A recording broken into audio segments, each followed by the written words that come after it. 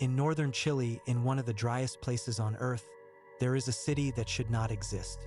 The Atacama Desert receives almost no rain. Some of its weather stations have never recorded a single drop.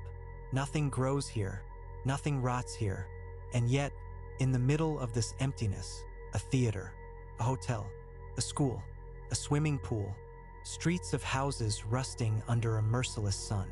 No one has lived here for more than 60 years, and still, visitors say, the town is not silent at night.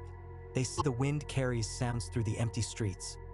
Music from the theater, the clink of glasses, the hum of machines that stopped long ago. This is Humberstone, a city built on white gold, a city that died and refused to be forgotten.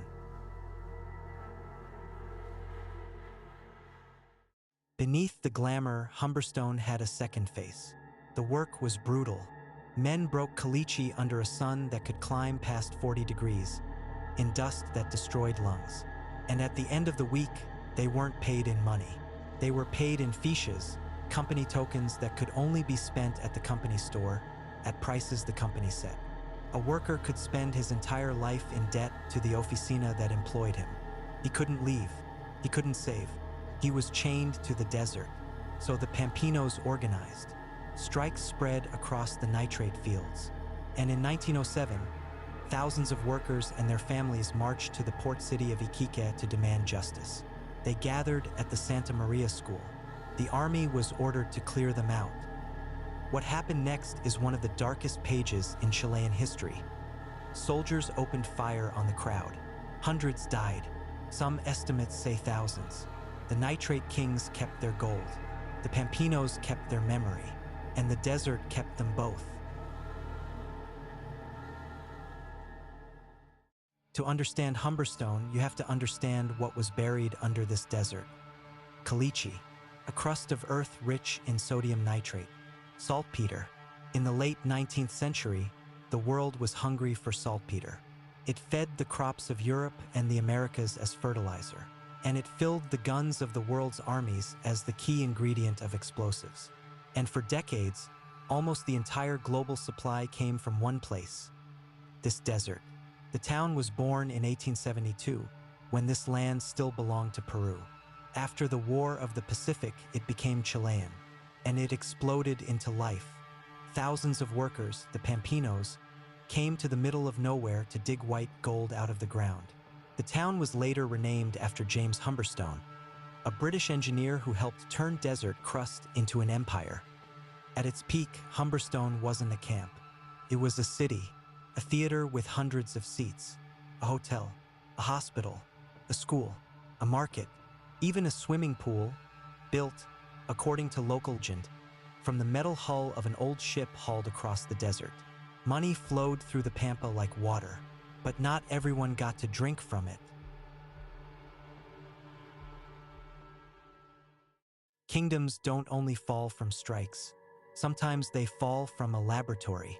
In the early 20th century, two German chemists, Fritz Haber and Karl Bosch, learned to pull nitrogen out of the air. Synthetic nitrate, fertilizer without a desert, explosives without a mine. When World War I arrived, Germany no longer needed Chilean saltpeter to build its bombs. And after the war, the world no longer needed it to grow its food. Then came 1929. The Great Depression crushed the price of nitrate. Oficina after oficina shut down. The pampa filled with ghost towns. Humberstone held on longer than most. But the end was already written in the chemistry. In 1960, the machines stopped for the last time. The town that had survived strikes, wars, and depression finally surrendered to something simpler: irrelevance. The last workers collected their tools. Families packed their lives onto trucks. Doors were locked. Lights went out. And the pampinos left the desert they had fed with their sweat, some to Iquique, some to Santiago, some to nowhere in particular. And then the desert did something strange. It didn't destroy Humberstone, kept it, because the Atacama has almost no rain, almost no moisture. Wood doesn't rot here the way it does elsewhere. Metal rusts slowly. Paint fades but stays. The theater, the hotel, the pool, they didn't decay. They dried. Like the ancient mummies found in the same desert, some of the oldest preserved bodies on Earth, Humberstone was mummified by the climate. An entire city, preserved in amber.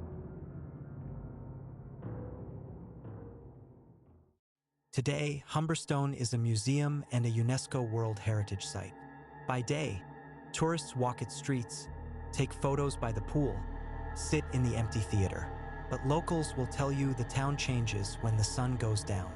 Guides speak of footsteps in the hotel corridors, of a woman in white seen near the old houses, of the theater where, on windless nights, some swear they hear the murmur of an audience waiting for a show that ended 60 years ago. Skeptics have an answer, of course. The wind. The pampa wind passes through rusted beams and broken windows and sings. It hums, it whistles, it whispers. In a dead city, your brain turns every sound into a voice. Maybe that's all it is. But the Pampinos believed the desert remembers. And after what this desert has seen, the wealth, the strikes, the bullets, the exodus, it's hard to argue that it holds nothing. Humberstone is not just a ghost town. It's a monument to the people history usually forgets. The nitrate kings have their names in books. But the Pampinos, the men and women who broke the earth, who sang in that theater, who marched to Iquique and never came home, their monument is this: a rusted city in the driest desert on earth, still standing. The desert took their sweat, took their dead, but it gave them something back. It refused to let their city disappear. So Humberstone waits, under a sun that never sets on its memory, under a wind that still carries its songs. Some cities die and are forgotten. Others die and become legends.